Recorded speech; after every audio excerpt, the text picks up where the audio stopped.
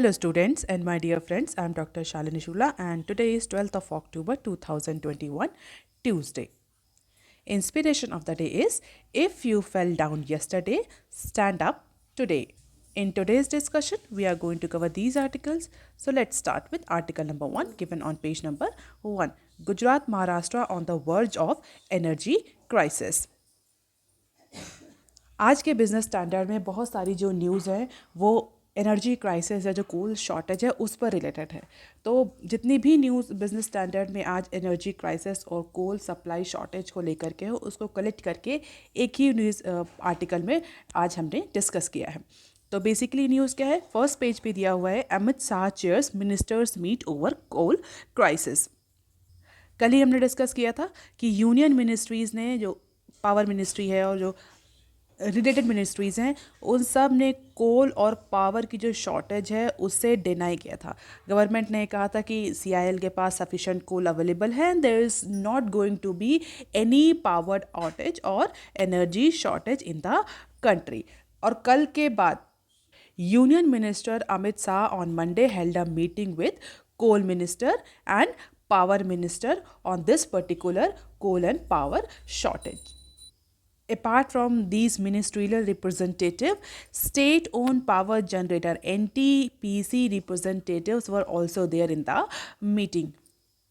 हालांकि गवर्नमेंट के साइड से कोई भी ऑफिशियल स्टेटमेंट नहीं आया है इस पर्टिकुलर मीटिंग को लेकर के, बट जो पीपल अवेयर है मैटर में, उनका ये कहना है कि this particular meeting was just to verify और जस्ट टू एनालाइज और vet the coal situation at several states, क्योंकि बहुत सारे स्टेट्स ने अलार्म रिंग कर दिया है related to the shortfall and impending electricity supply crisis. और जैसा कि कल हमने डिस्कस भी किया था कि 16 गीगावाट्स के जो कोल बेस्ड प्लांट है या coal based power generation capacity है, that is under outage. Why? Because of the lack of coal supply as per the national power portal.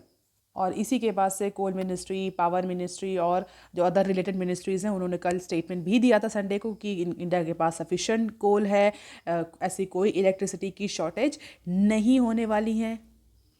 Apart from it, State Miner Coal India Limited on Monday has also issued a statement, and into that statement, CIL had said that they are scaling up, or even they had scaled up the supply to power utilities of the country to approximately 1.15 million ton a day during the past 4 days of October.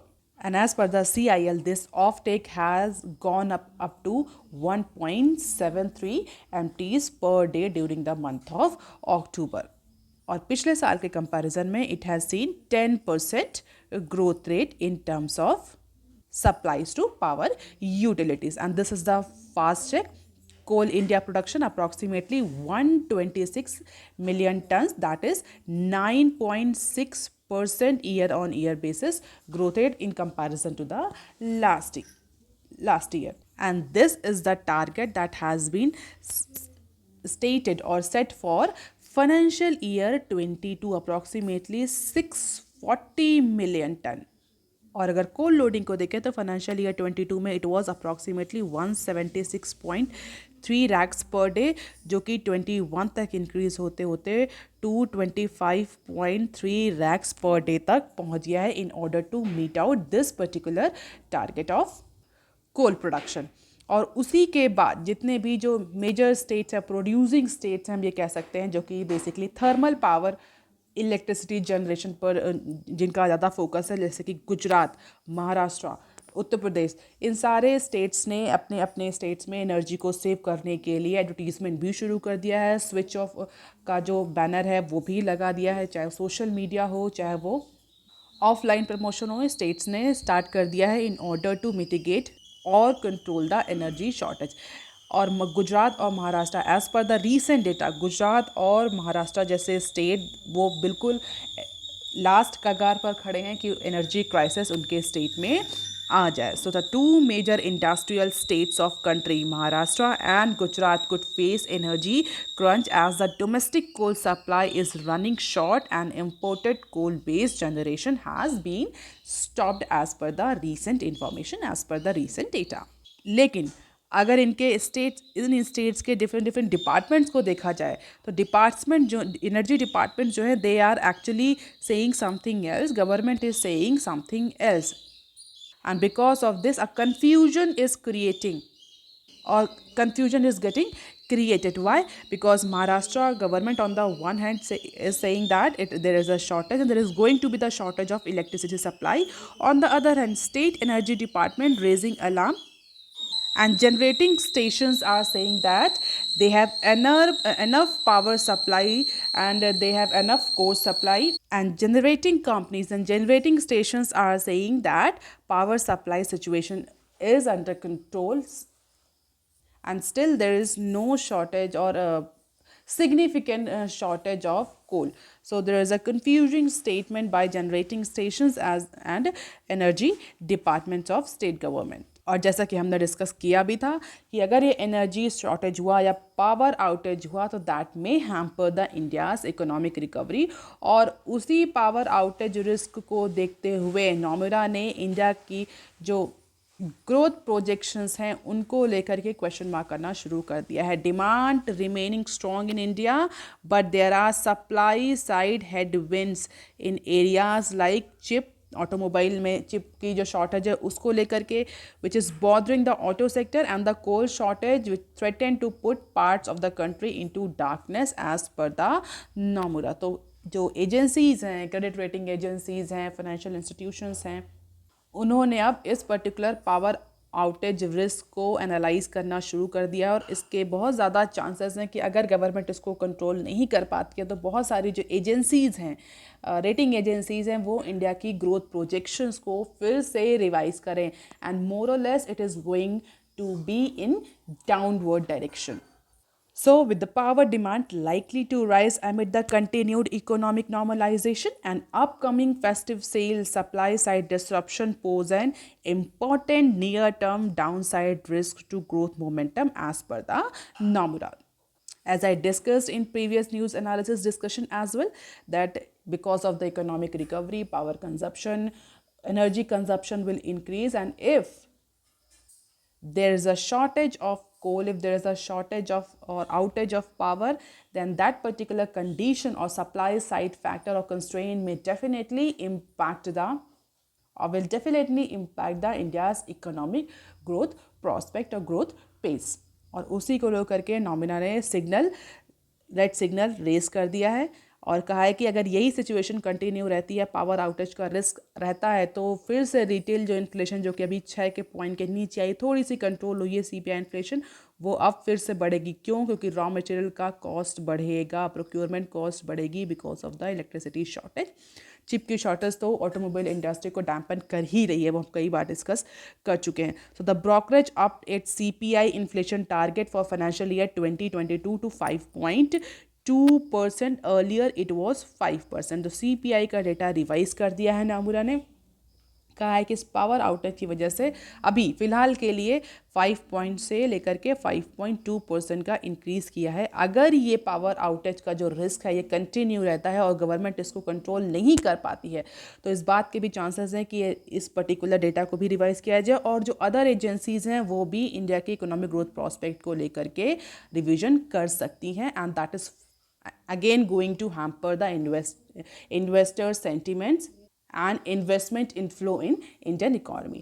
Now let us look into the article number 2 that is given on page number 4. Economy on path of swift recovery says Finmin report. Finance ministry की report के according India की जो economic recovery है वो अब Swift path पर या speed पर आ चुकी है. हमें कह सकते हैं इकॉनमी जो है वो स्विफ्टली रिकवर कर रही है. The fast pace vaccination roll out, जिस तरह से वैक्सीनेशन रोल आउट हुआ है, 70% इंडिया की जो एडल्ट पॉपुलेशन है वो सिंगल डोज से वैक्सीनेट हो चुकी है और अप्रॉक्सीमेटली 30% जो पॉपुलेशन है that has been vaccinated with double dose. तो fast pace vaccination enhance mobility, currently around 90% of the pre pandemic level. And all these indicators or all these parameters are indicating that India's economy is on the swift recovery path. Recently एक report publish करी है finance ministry ने, और उस particular report में ये कहा गया है कि सितंबर से जो इंडिया की इकॉनमी है वो रिकवरी स्टार्ट कर चुकी है. The ministry said the government was able to beat its own ambitious target of 670 million vaccine doses set in June, well before the onset of the festival season. और ये target था भी कि festival season से पहले बहुत सारी जो पॉपुलेशन, एक सिग्निफिकेंट पॉपुलेशन का वैक्सीनेशन कर दिया जाए, जिससे कि अगर फेस्टिव सीजन में मोबिलिटी बढ़ती है, रश बढ़ता है मार्केट में, तो जो कोरोना की जो थर्ड वेव है उसका रिस्क रिड्यूस हो सके. इवन क्योंकि जब रिस्क बढ़ेगा, मोबिलिटी बढ़ेगी, तो मार्केट में भीड़ भी बढ़ेगी, पीपल आएंगे, ज़्यादा फुटफॉल होगा और कोरोना के स्प्रेड होने के चांसेस भी ज़्यादा होंगे. तो गवर्नमेंट का टारगेट था कि फेस्टिव सीजन स्टार्ट होने से पहले इंडिया में एक सिग्निफिकेंट अमाउंट की पॉपुलेशन का वैक्सीनेशन कर दिया जाए, जिससे कि अगर फेस्टिव सीजन में मूवमेंट बढ़ता है, फुटफॉल बढ़ता है, तो भी कोविड की जो थर्ड वेव है उसका रिस्क मिनिमम हो. एंड उसके लिए गवर्नमेंट ने 670 मिलियन वैक्सीन डोजेस का टारगेट सेट किया था in the month of June, और अभी तक अप्रॉक्सीमेटली 930 मिलियन क्यूमुलेटिव डोजेस जो हैं वो एडमिनिस्टर्ड करी जा चुकी हैं, the second highest among all the countries. जिसमें कि हमने बताया भी आपको कि 70% जो एडल्ट पॉपुलेशन है वो फर्स्ट डोज से वैक्सीनेट हो चुकी है. Apart from this, finance ministry has also added that the country will be able to vaccinate the entire adult population by the end of this current year. यानी दिसंबर तक government ने target रखा है कि जितनी भी 100% एडल्ट पॉपुलेशन को वैक्सीनेट एटलीस्ट 1 डोज से तो कर ही दिया जाए, और जून तक का टारगेट है कि डबल डोज से वैक्सीनेशन कंप्लीट हो जाए 100% एडल्ट पॉपुलेशन का. And the current rate of inoculation shows that country is not only regaining recovery movement but also progress towards attaining herd immunity. तो हर्ड इम्यूनिटी के बारे में हम डिस्कस कर चुके हैं. ऐसी बेसिकली इम्यूनिटी जो कि इन्फेक्ट होकर के बॉडी इन्फेक्ट हो गई, और इन्फेक्ट होने के बाद आपने कोई वैक्सीनेशन नहीं लिया, बट बिकॉज ऑफ इन्फेक्शन आप बीमार पड़े और आप रिकवर हुए, your body has recovered. In that case it simply means that your body has generated the antibodies और was able to generate the antibodies. तो इसको बोलते हैं हर्ड इम्यूनिटी. और जब कोविड-19 की फर्स्ट वेव आई थी तो इस हर्ड इम्यूनिटी को लेकर के कई सारे प्रोजेक्शंस भी लगाए गए थे कि या तो पूरे वर्ल्ड को वैक्सीनेट होना पड़ेगा या फिर हर्ड इम्यूनिटी अचीव करनी पड़ेगी. तो कई जो एक्सपर्ट्स थे, मेडिकल एक्सपर्ट, उन्होंने अपने अपने पॉइंट ऑफ व्यू देते कि क्यों हर्ड इम्यूनिटी रिस्की अप्रोच है. बट फिलहाल के लिए ये है कि जो पॉपुलेशन है उसमें maximum adult population at least single dose से वैक्सीनेट हो चुकी है, और अगर जो नहीं भी हुए हैं they have attain the herd immunity by getting infected with this कोविड-19 और कोरोना वायरस. तो और इसी की वजह से बहुत सारे जो इकोनॉमिक इंडिकेटर्स हैं उसमें भी रिकवरी स्टार्ट हो चुकी है, और हम हर बार न्यूज़ एनालिसिस में डिस्कस करते हैं. जैसे कि IIP, that is index of industrial productivity और production for July 2021 recovered close to 100% of July 2019. इसका मतलब 2019 प्री पैंडेमिक में जो हमारा IIP था, अब वो 2021 जुलाई में उतने ही इंडस्ट्रियल प्रोडक्शन हम अचीव कर चुके हैं. 100% रिकवरी हो चुकी है in terms of industrial output. अगर 8 कोर इंडस्ट्रीज़ की बात करें, so 8 core industries output index for August underwent year-on-year acceleration and slight sequential moderation. तो 8 core industries ने भी प्री पैंडेमिक लेवल को अप्रॉक्सीमेटली अचीव कर लिया है, और अभी फिलहाल के लिए थोड़ा सा मॉडरेशन देखने को मिला था, हमने डिस्कस भी करी थी news. But yes, pre pandemic में जो प्रोडक्शन लेवल था उसको अब अप्रॉक्सीमेटली अचीव किया जा सकता है. अगर PMI मैन्युफैक्चरिंग की बात करें तो वो भी हमारे एक्सपेंशनरी फेज में ही जा रही है. हालांकि अगस्त मंथ में थोड़ा सा मॉडरेशन PMI मैन्युफैक्चरिंग में भी देखने को मिला था, और उसका बेसिक रीज़न था जो रॉ मटेरियल सप्लाई की जो शॉर्टेज हो रही है, जो रॉ मटेरियल से चाहे वो चिप शॉर्टेज हो, चाहे वो कोल की शॉर्टेज हो, उसको लेकर के जो PMI मैन्युफैक्चरिंग था वो थोड़ा सा डाउन हुआ था. अदरवाइज PMI मैन्युफैक्चरिंग भी जो है वो 50 का मार्क क्रॉस कर चुका है. इसका मतलब that is on expansion territory. GST collection को अगर देखें, GST collection is one of the very important indicators for economic activities in India. तो GST कलेक्शन भी कहीं ना कहीं ये इंडिकेट कर रहा है कि जो ट्रांजैक्शंस हैं वो अब बढ़ चले हैं. ट्रांजैक्शंस में या इकोनॉमिक एक्टिविटीज़ भी बढ़ रही हैं, people are buying goods and services, availing the services, जिसकी वजह से जीएसटी कलेक्शन भी 1.17 ट्रिलियन तक हुआ इन द मंथ ऑफ अगस्त, जो कि 1 लाख का मार्क क्रॉस कर चुका है। पावर कंजप्शन का भी डेटा हमने डिस्कस किया था कि पावर कंजप्शन सितंबर 2020 के मंथ में जो था उसके कंपैरिजन में इस बार थोड़ा सा कंजप्शन कम है, और इसका बेसिक रीज़न ये नहीं है कि इकोनॉमिक एक्टिविटीज़ में शॉर्टफॉल देखा जा रहा है, बट इसका बेसिक रीज़न जो है वो हैवी रेन है। किसी किसी जो एरियाज़ हैं, बहुत एरिया जो इंडस्ट्रियल एरिया, वहाँ पर हैवी रेन हुई, जिसकी वजह से पावर आउटेज रहा, शॉर्ट सर्किट हुई, जिसकी वजह से इलेक्ट्रिसिटी सप्लाई डिस्टर्ब्ड हुआ, जिस वजह से ये पावर कंजप्शन जो है वो डिक्रीज या सबड्यूड दिख रहा है in comparison to the last year data.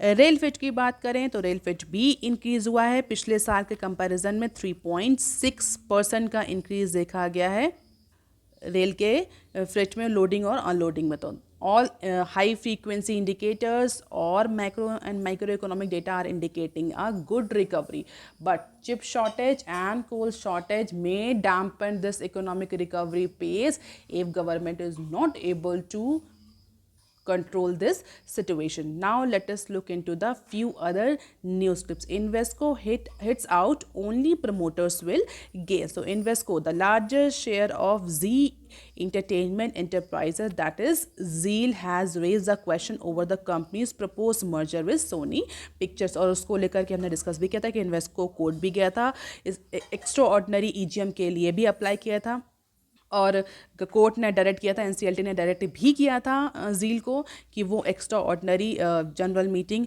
Hold करें। और उसके बाद से जो ये मर्जर था जी का सोनी पिक्चर्स के साथ, ये अभी स्टिक पर लगा हुआ है, और इन्वेस्को का ये कहना है कि जो मर्जर हो रहा है जील का सोनी पिक्चर्स के साथ, this transaction is not in the best interest of all shareholders, and this particular transaction or merger will benefit only to the promoters who have defaulted on their bank loans. और उसी को लेकर के Invesco ने बहुत सारे allegation लगाए। Even Invesco ने यह भी कहा है कि कोर्ट की एनसीएलटी के डायरेक्शंस के बाद भी जील ने ईजीएम होल्ड नहीं करी, तो this particular denial of EGM shows Zeal leadership apathy to the shareholders right. और ये भी कहा है कि Zeal ने जितनी भी शेयर होल्डर वैल्यूज़ थी उसको डिस्ट्रॉय कर दिया है। Sony Zee merger is welcome but must be fair to all share holders and good governance can steer Zee to bright future as per the Invesco.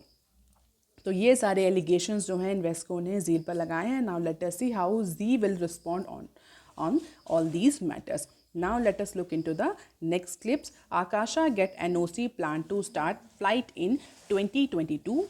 Apart from it, there is another news. Tata's want regulatory process on AIEs. So in the season of aviation action, Rakesh Jhunjhunwala backed Akasha Air has secured the crucial NOC certificate. So finally Akasha got the NOC certificate from the Civil Aviation Ministry, and this particular airline expects to start its operations into the next summer. और इस NOC certificate के बाद आकाशा को Directorate General of Civil Aviation से operational permit और operation permit लेना पड़ेगा, and after this permit this particular airline can start it operations into the और फ्रॉम द नेक्स्ट समर। तो आकाशा की भी एंट्री हो रही है इनटू एविएशन इंडस्ट्री। हालांकि कोविड की वजह से एविएशन इंडस्ट्री जो है वो बहुत ज़्यादा अफेक्टेड रही है, बट अब जैसा कि हमने डिस्कस भी किया था कि दिल्ली में जो फुटफॉल है वो बहुत ज़्यादा इंक्रीज़ हुआ है, तो अब कहीं ना कहीं इकोनॉमिक रिकवरी के साथ साथ जो एविएशन इंडस्ट्री है वो भी रिकवर कर रही है। अब देख लेते हैं दूसरी news, Tatas want regulatory process on AIEs। जैसा कि हम सभी को पता है कि टाटा सन्स ने एयर इंडिया को एक्वायर कर दिया है, which won the bid to acquire the Air India now has approach to the government. Tata government से अप्रोच करी, किस लिए अप्रोच करी है? For expediting the regulatory process for consolidation of its airline. और इसके लिए टाटा ने गवर्नमेंट से अश्योरेंस भी मांगा है कि सारी प्रोसेस जो है वो टाइमली ख़त्म हो जाए या टाइम लाइन मैनर में ख़त्म हो, जितने भी नेसेसरी अप्रूवल हैं, जिससे कि जो ये एयरलाइन है ये जल्दी से जल्दी और जो एयरक्राफ्ट हैं वो जल्दी से जल्दी ऑपरेट हो सकें, ज़्यादा दिन तक इनको स्टैंडर्ड पोजीशन में ना रखा जाए और ये अगेन जो है लॉस इंक्रीज़ ना हो टाटा के केस में। तो फिलहाल एआई के लिए टाटा ने गवर्नमेंट से, that is Directorate General of Civil Aviation DGCA से अनुरोध किया है कि आप जल्दी से सारे प्रोसेस को, अप्रूवल को ओके करिए, then we can start with the operationalisation of Air India. Now let us look into the next clip. Rupee slumps 37 paise to 15-month low of 75.36 against dollar. So the rupee slide by 37 paise to close a 15 months low of 75.36 against the US dollar on Monday. तो पैसा जो है, मतलब Indian rupee जो है वो dollar के comparison में कमज़ोर हुई है. और रीज़न क्या है इसका? As the crude oil zoom towards the 7th year high. 7 साल के पिछले लास्ट 7 सालों में इस बार जो क्रूड ऑयल का प्राइस है वो सबसे ज़्यादा रहा है. And the green back harden in the overseas market. So because of these few reasons, Indian rupee slumped to 37 paise. The Indian currency for the first time this year settled below 75 level as fear of high import bill due to costlier oil and forex outflow due to firming US bond yield weighted on the local unit. और इस गिरावट के बाद क्या होगा? जो हमारे imports bill हैं वो और महंगे हो जाएंगे, इंपोर्ट्स बिल ज़्यादा हो जाएंगे. हालांकि जो एक्सपोर्ट है इंडिया का, that will be competitive, but because of increase crude oil prices this particular slump has been seen in Indian rupees against US dollar. और ये 15 महीने का सबसे लो नंबर है as per the data. Now let us look into the next clip. India never had more decisive government, says PM. So Prime Minister Narendra Modi on Monday cited his dispensation's push for wide range reforms, including the privatization of Air India and number of other claims. He said that this particular decisive government has been more decisive than any other previous government, and India has never seen more decisive government than this. Apart from it, our Prime Minister have also noted that fields like mining, coal, defense, space have been open to the private players, and a number of reforms this particular government has taken. Why we are discussing this in the business standard? Because this particular statement that this government is decisive government has very significant impact on investors sentiments. Okay, when investors, as an investor, we always want to invest into those territories, those countries, those economies where we have the political stability, political decisiveness, and this particular government is showing that we are decisive and we are taking number of reforms to recover the economy, to help the investors, to help the business organizations to grow, to allow the private participants to participate into India's economic growth story. तो कल Indian space association के launch में हमारे prime minister ने ये बात करी. तो इंडियन स्पेस एसोसिएशन क्या है? It is an industry body aspiring to be the voice of countries space sector. तो जहाँ पर गवर्नमेंट ने, मतलब हमारे प्राइम मिनिस्टर ने इंडिकेट किया that government is actually decisive government and taking all the responsibility to remove any obstacle that hinders the economic growth of country India, and country has never seen such a decisive government. So that is all for today, students. If you want lecture PDF, you can join my Telegram channel. You can also follow me on other social media platforms. If you have any query and suggestion, please write on comment section below. Like, share and subscribe. Thank you.